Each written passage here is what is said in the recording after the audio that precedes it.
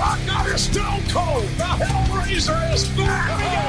Evolution of the Shield. John Cena versus the Showstopper. Hulk Hogan and The Rock in the same ring. You will never take my place at the head of the table. Undertaker with a Hell's Gate submission. Oh my God. What? My God, Michaels just kicked Cena's head off. The Monday Night Wars have come to WrestleMania. It'll be The Rock. It'll be Austin one-on-one. Third and five to the Undertaker. Do you believe in miracles? The streak is over. Hey guys, what's up? And welcome back to Rivalries on the WWE podcast on the last Friday of March, and WrestleMania is just 2 weeks away. And I'm not gonna lie, I'm a bit underwhelmed with WrestleMania so far this year, but at the same time, full disclosure, my work schedule has been crazy and I haven't even watched Raw and, well, I was going to say SmackDown, but by the time I'm recording this, SmackDown was not recorded, but I'm way behind on this week's content. But who the hell gives a crap about this week's content? That's not what you're here for. You're here for Rivalries as we get back into our time machine. And we're going to go back to the same year that we were at last week when I covered McMahon versus McMahon, Shane versus Shane, father versus son, owner versus owner. I hope you guys liked that episode. But when I was re-listening to it, because I like to do that, I like to improve myself. So I go back, I listen to my own shows while I'm listening to Matt's show and Mimi's show and Michael Ritter's show and Zach's show. And I was thinking to myself, like, man, you know what? 2001 was a really good year for wrestling. And I know it kind of gets highlighted by, you know, the lackluster invasion angle. And you know what? In a lot of ways, that angle did fall flat because, you know, you didn't get the NWO versus D-Generation X or Sting versus The Undertaker or Hulk Hogan versus Stone Cold Steve Austin, although we got Hulk Hogan versus The Rock. But you get the point I'm driving at. I still think it was good because I think in a lot of ways this was a year that a lot of performers peaked, and I would list performers like that being The Rock and Chris Jericho and Kane, and who a lot of people don't talk a lot about how important Kane was during this era. But one guy who broke out and didn't quite peak was Kurt Angle. But he completely broke out in 2001, and it was just an upwards trajectory from there. And one of the guys he collided with in 01, and his main rival that year, was Stone Cold Steve Austin. And that's the rivalry we're going to get into today, is Stone Cold Steve Austin versus Kurt Angle in 2001, which started just before SummerSlam. It really got ignited at the Invasion pay-per-view in July, which was a one-off of a pay-per-view. I own that DVD. I bought it back in 2002 or 2003. I'm not gonna lie, I've probably watched it 400 times. I've watched it so much, and I'll give you a quick rundown of what the card was. You had an opening match on Sunday Night Heat of Scotty 2 Hotty versus Chavo Guerrero. And the theme of this match, before I go any further, or of this pay-per-view, was all WCW/ECW guys going up against WWF guys. So then you had the first match on the actual pay-per-view of Edge and Christian versus Mike Awesome and Lance Storm. You had the APA versus Chuck Palumbo and Sean O'Hare. You had Trish Stratus and Lita versus Tori Wilson and Stacy Keibler. You had Jeff Hardy versus RVD for the Hardcore Championship. And just a side note, this was kind of RVD's coming out party. You had a referee versus referee match of Earl Hebner versus Nick Patrick with Mick Foley as the special guest referee. Billy Kidman versus X-Pac. Raven versus Regal. Chris Kanyon, Hugh Morris, and Sean Stasiak against Albert, Big Show, Billy Gunn. Tajiri versus Taz. So just a very, WWF versus Alliance type of theme to that, or this was the exact type of format it was. But the main event was an inaugural brawl, a 5-on-5 match, which was Team WCW ECW compiled of Booker T, the Dudley Boys, Diamond Dallas Page, and Rhino versus Team WWF, which was Jericho, Kane, Angle, Austin, and The Undertaker. But this wasn't a typical 5-on-5 elimination match that we were accustomed to seeing back in, at every single Survivor Series where, one guy gets eliminated one at a time. This was quite literally first fall to the finish. And the name was indicative of that, the inaugural brawl. And I don't think we've ever seen a match quite like it since then. And I gotta tell you, this match, you want to talk about like all hell breaking loose? This was the definition of it. Like the finish to this match was one of the best finishes to a multi-man tag match I remember. Just like all hell breaking loose, spilling out to the outside of the ring. And it just, nothing felt, forced. It just flowed really well, which is very rare, I find, when you have upwards of 10 guys involved in a match. And another cool tidbit about this match is that they kind of had alternating entrances. So let's say Vince McMahon would come out, and then Shane McMahon would come out before their teams came out. And then you had the Dudleys come out, and then Taker and Kane come out. So Rhino came out, Jericho would come out. Like a staggered start, and usually now we're accustomed to just seeing, one entire team come out. But that was just a cool little thing that they did in this match to really make it a unique type of contest that I'll reiterate, I don't think we've seen anything quite like it to this day. So this match ultimately breaks down into just a complete brawl, and Diamond Dallas Page and The Undertaker brawl out to the backstage area because they had a side feud going on. You had Kane get suplexed through a table. Before he gets double suplexed through a table, he had chokeslammed Devon Dudley through a table. Chris Jericho sacrifices himself and puts he and Rhino through a table on the outside.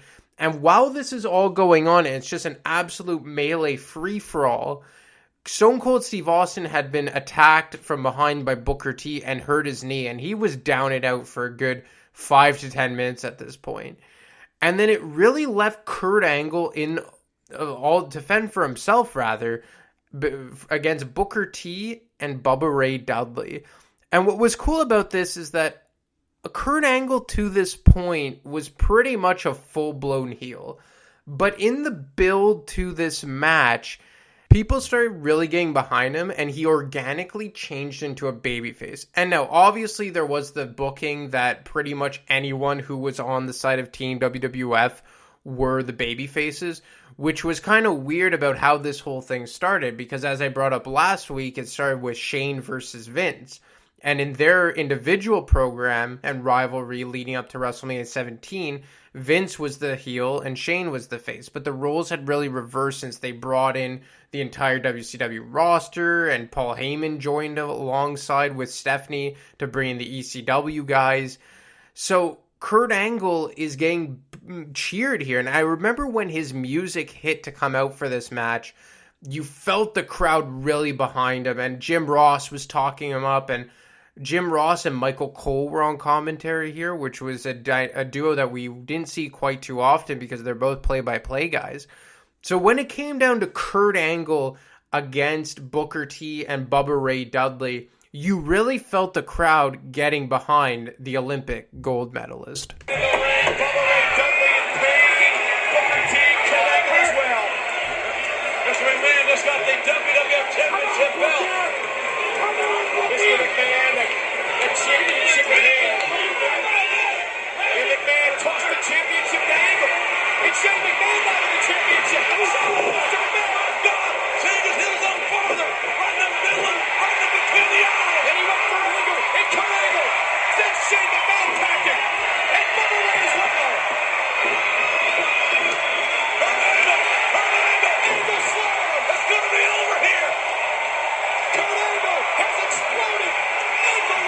We need a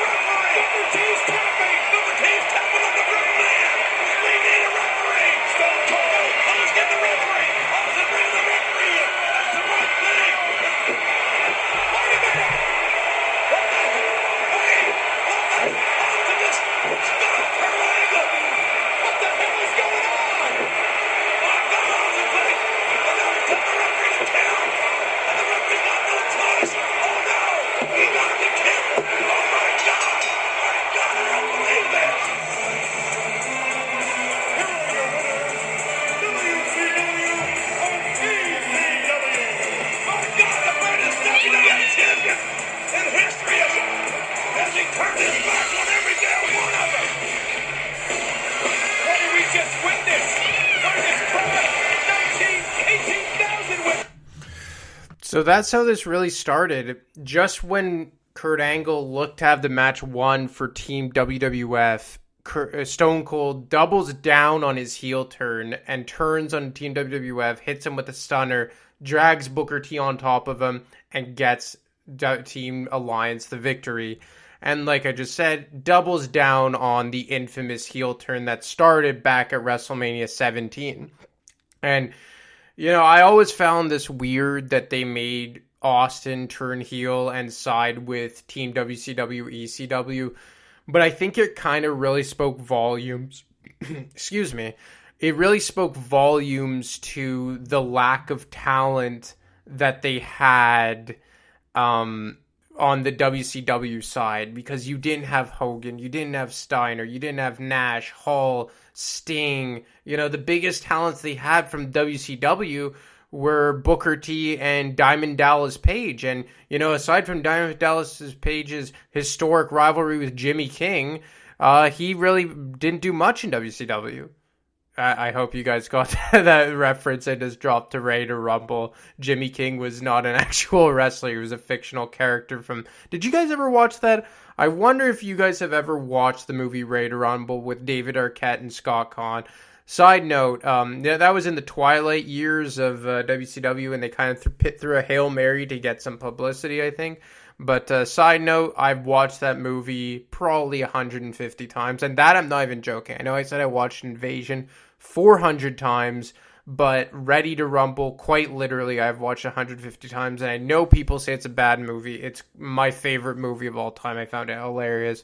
And Jimmy King is the fictional babyface character, but he feuds with Diamond Dallas Page, who plays himself. But getting back on track here, them switching Austin over to become the leader, for lack of better terms, of the Alliance is what really kicked this off, and almost did a double turn, because I guess you could say they just kept Austin heel, but the Monday before, the famous, him coming into the building and saving Team WWF, arguably the biggest pop ever on Monday Night Raw, was him turning babyface again. And in a lot of ways, this was a double turn where Austin became the big heel and Kurt Angle became the big babyface, as they were each heading their respective brands and companies.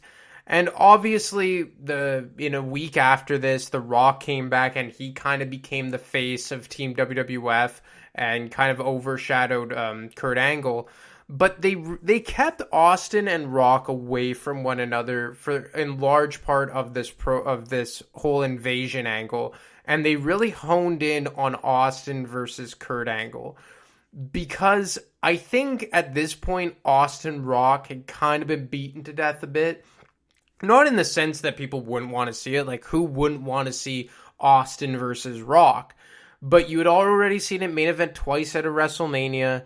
You had already seen it before they became main eventers, feuding over the Intercontinental Championship. They had, clashed a few times in the Royal Rumble. Like, you wanted to see a bit of a fresher matchup. And, I know it's a cliche phrase, but building new stars. And by Kurt Angle locking horns with Stone Cold Steve Austin leading into SummerSlam is what really started to break Kurt Angle out as that top main event babyface. At this time, it was a babyface. Obviously, he was more so a heel, but he really got over as a babyface in this program and this rivalry with Stone Cold Steve Austin. And then simultaneously, you kind of had The Rock feuding with Booker T and then later on Chris Jericho. And at this time, this was the first time they ever had two world titles existing with one another, or coexisting rather, on their television screen. Now we're used to, WWE Championship and World Heavyweight / Universal, but at this time it really was foreign territory. So you had The Rock feuding with Booker T, or later on Chris Jericho over the WCW Championship, and you had Stone Cold Steve Austin and Kurt Angle completely engulfed around the WWF Championship. But it wasn't like Kurt Angle was not used to being in the championship picture. He had already won a world title by this point when he had beat The Rock the year prior at the No Mercy pay-per-view, and he held it all the way until No Way Out 2001, just 6 months before then. So they knew what they were getting with Kurt Angle, but he had that feud with The Rock, but it never really kind of felt the same because, you know, he beat The Rock for the championship. He lost it to The Rock for the he lost the championship back to The Rock. But The Rock kind of like went off on his own path for a bit, feuded with Rikishi, had a lengthy run there. Then Kurt Angle had a short-lived rivalry with The Undertaker. But when he when he locked horns with Stone Cold Steve Austin, it felt like his coming out party, even though he had already been to the dance and whatnot. But, you know, even after dropping that championship, he kind of just slid back down to the mid-card and had a one-on-one match with Benoit at WrestleMania 17. So then leading up to SummerSlam, you know, he does the milk truck bit, kind of mocking Stone Cold Steve Austin. And then he finally gets his match with Stone Cold Steve Austin at SummerSlam. And Stone Cold Steve Austin at this point is completely playing like the antithesis of what his character was supposed to be and had been at this point. And he actually loses to Kurt Angle, but by disqualification. So obviously Stone Cold Steve Austin keeps the championship. And this leads to their rematch at the Unforgiven pay-per-view in 2001. And even, like I said numerous times already, even though Kurt Angle had already won a world championship to this point, this rivalry really seemed to cement him as a main event guy. And what took place at Unforgiven 2001 really solidified himself as a main event competitor.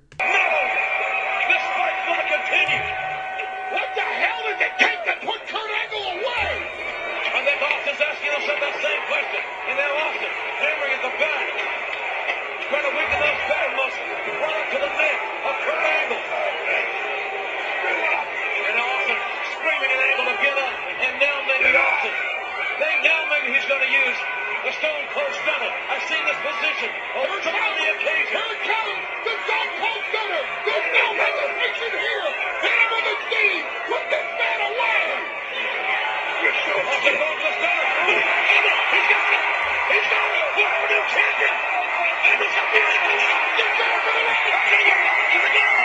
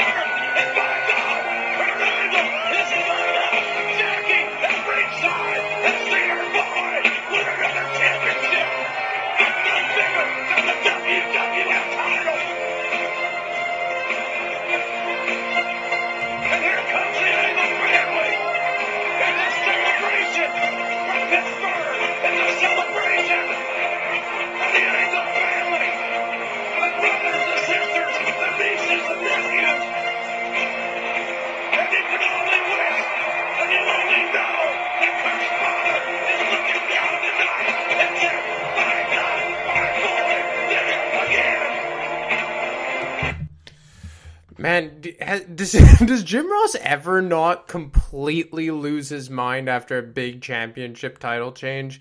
My God, he just makes every single call that much more special. But as you heard, this was a massive deal for Kurt Angle's character. And I think the reason why we remember this championship victory, aside from the fact that his entire family rushed in the ring and put them on his shoulders and started dancing around with him up in the air as he held the championship, was because he won the title as a babyface. And there's something to be said about winning the world championship for the first time as a babyface. And I'll use another example of Triple H winning the world title at WrestleMania 18, which was actually the WrestleMania that succeeded this pay-per-view, against Chris Jericho. And that was the first time he had won the WWF Championship as a babyface, and that was kind of like his crowning moment. You know, when the Rock had won the WWF Championship several times during his feuds with Mick Foley and Stone Cold Steve Austin, but it was not until he won it as a babyface in 2000 that you really said, okay, this guy's a main eventer. Or even The Undertaker, you know, when he won, I know he had won it as a babyface way back when at WrestleMania 13, but like, he was WWE champion in 2002 as a heel, and then in 2007 he wins the world title as a babyface. And I'm not trying to take it away from someone of winning the championship, rather, easy enough for me to say, as a heel, but getting over in that capacity as a babyface, in my opinion, is just a completely different animal. And I even used, in a more recent example, like take Daniel Bryan. People forget, but Daniel Bryan was a world champion well before his miracle run to the main event of WrestleMania 30 in 2014. Now, granted, it was the World Heavyweight Championship he had won when he cashed in on the Big Show at, I believe it was the TLC pay-per-view in 2011. And I think he may have won it one other time, but he was a world champion already. But what made that championship victory so special at WrestleMania 30? Because he did it as a babyface. And there really is something to be said about getting over and winning that world title as a babyface with the crowd fully behind you. Even Seth Rollins, when he defeated Brock Lesnar at WrestleMania 35 for the Universal Championship, he had already been a 2-time WWE champion to that point. But it wasn't until that win over Brock 2 years ago that you really felt like, okay, this is Seth's moment. He's here now, and he will forever be remembered as one of this generation's leading men. So for Kurt Angle to accomplish this as winning the championship for the first time as a babyface against Stone Cold Steve Austin, no less, one of the biggest and if not best competitors of all time, really cemented him, in my opinion. He ends up dropping the championship back to Stone Cold Steve Austin at the following pay-per-view in a triple threat match with Rob Van Dam and Stone Cold Steve Austin. And, you know, this was when they were kind of wrapping up the invasion angle. And like I talked about before, while this was kind of the scene surrounding the WWF Championship, over with the WCW Championship, it was kind of a power struggle between The Rock and Chris Jericho. And at this pay-per-view, Jericho defeated The Rock to become the WCW champion. But he later dropped it shortly thereafter back to The Rock on, I believe, a Monday Night Raw. And I think the reason is because as the whole angle, the invasion angle was closing out, they wanted The Rock and Stone Cold Steve Austin to be the respective world champions and, for all intents and purposes, the leaders of their respective organizations. And I think that's why they got the WWF Championship back on Austin, the WCW Championship back on The Rock, as it was kind of the ironic, the leader of WWF and The Rock has the WCW Championship and vice versa with Austin leading WCW. And I think that's how you kind of had Rock and Austin at the top and then Jericho and Angle right under. And what happened leading up to Survivor Series is Angle pulls a heel turn and joins the Alliance. And this was a big thing because, again, I feel like they did this because of the lack of star power on the side of WCW, ECW. But at the same time, it was also to kind of swerve us in retrospect. Obviously, hindsight's 2020. But him and Stone Cold Steve Austin were entrenched in this mega rivalry. He had just won the World Championship for the first time in 6 months, defeating Stone Cold Steve Austin. He had just lost it back to Austin. Now, all of a sudden, he joins Austin on the side of WCW. And this ultimately leads to the 5-on-5 winner-take-all elimination match at Survivor Series 2001. And Team Alliance featured Stone Cold Steve Austin, Kurt Angle, Shane McMahon, Booker T, and Rob Van Dam against Team WWF in The Rock, Chris Jericho, Big Show, Undertaker, and Kane. And this match ultimately came down to Rock and Jericho versus Austin and Angle. Angle gets eliminated first, followed by Jericho. But before Jericho leaves, he actually hits The Rock with, I want to say it was a facebuster. It was pretty much a skull-crushing finale, which The Miz uses nowadays. But he hits that on The Rock before he leaves. And this was kind of the theme. Like, could The Rock and Jericho coexist as the co-leaders of Team WWF? And it had seemed to this point that Austin and Angle had buried the hatchet on the side of WCW. But leading up to this pay-per-view, Vince McMahon had been talking about someone from the Alliance coming over to Team WWF and helping them win. And he had implied that it was Stone Cold Steve Austin. But when it came down to Rock and Austin as the sole survivors for each of their respective teams, and Jericho hit the finisher on The Rock, it seemed that they had once again swerved us that, oh no, maybe Jericho is the one jumping ship over to WCW after all. But as things unfolded and referees were knocked down all over the place and the match was coming to a close, we finally got our answer onto who was turning on who. What a slow count. That's an Alliance official. Austin just nailed his own referee. Well, Patrick's going to count to the 3. And now what the hell else going on? Austin's got to get the WWF referee back in the ring. Austin has the Rock beat. Austin has the Rock beat. The Rock is a beat man. Here we go.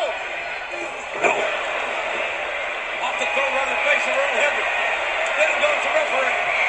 The Rock measuring Austin.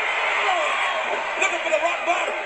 Stop it! Oh my God, it's over! I can't believe it! It's finally over! The legacy of the World Wrestling Federation dies here! Cover! But there's no referee! Damn it! Austin, he knocked his own referee out. It was unintentional! And then he inadvertently ran over Earl Hebner. And the Rock starting to stir it, but nobody did. Here comes Kurt. Thank God. Son of a... Kurt Angle he just did Austin. The Rock got him. The Rock got him. The count. The count. It's over. It's over. The WWF. The winner of the ball.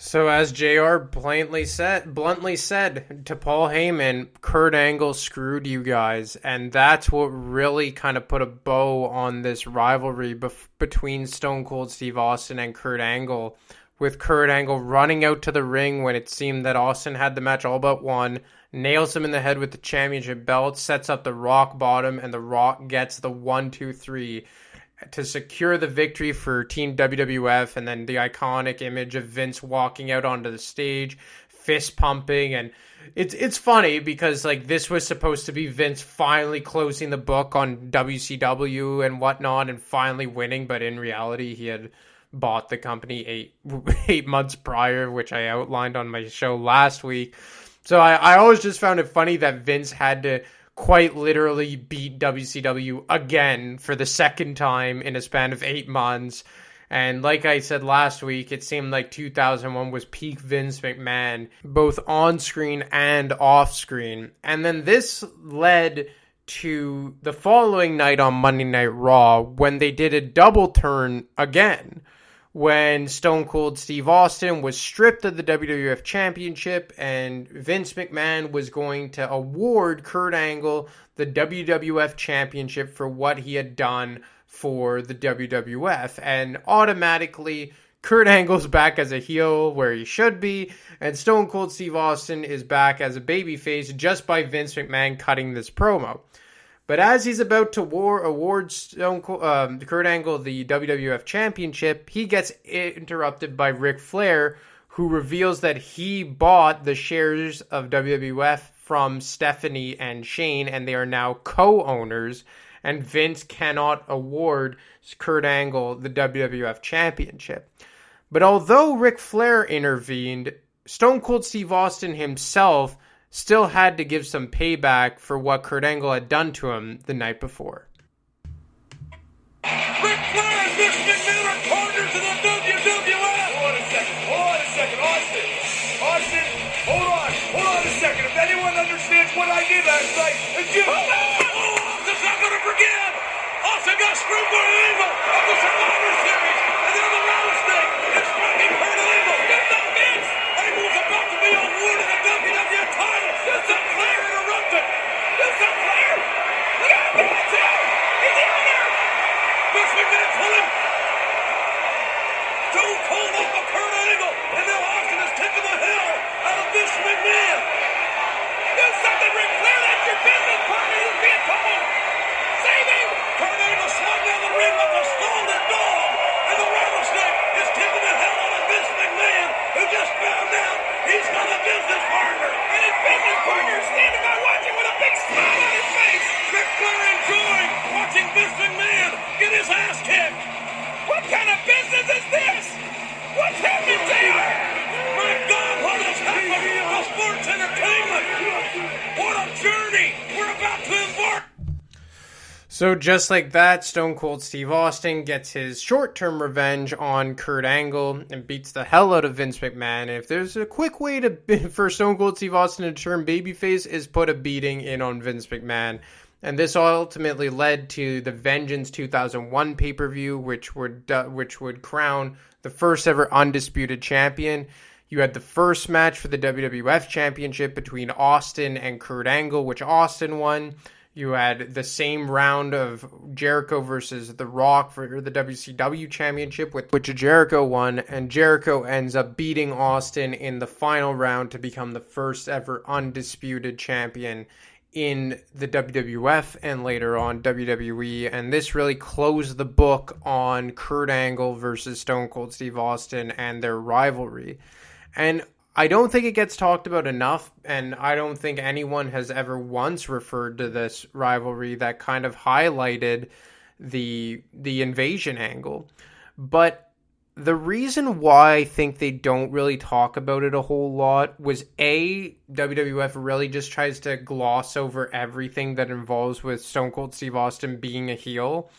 And second of all, when you think about the invasion angle and the alliance versus Team WWF, at least personally, I think mostly about Rock versus Jericho. I think the rivalry that ran parallel alongside Austin versus Booker T in Rock versus Jericho overshadowed the former.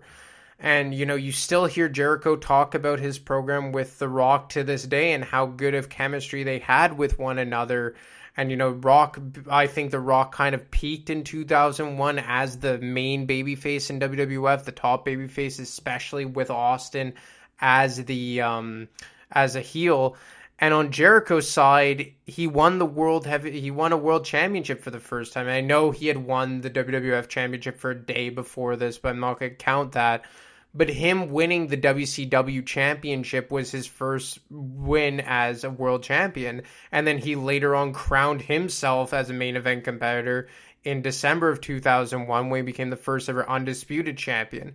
And that came out of his rivalry with The Rock.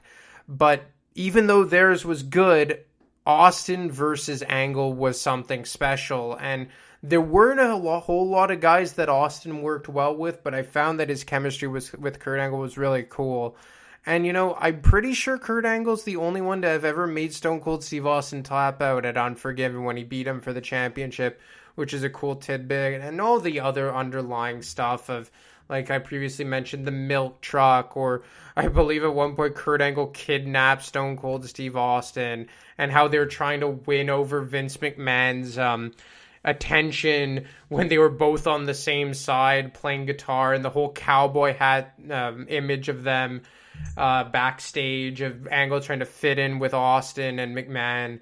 But it's a rivalry that had some really good matches, cemented Kurt Angle as a main event babyface, and a rivalry that I think that doesn't get talked about enough, but should be, just based on how great these two competitors were. Anyway, guys, that's all I got for you today. As always, you can get me on Twitter at ademarco25. You can get Matt on Twitter at wrestling_audio, or you can email him at realwwepodcast@gmail.com. Anyway, next time I talk to you, it will be April, and we will be 1 week out from WrestleMania. But until then, stay safe out there, and I'll talk to you next time.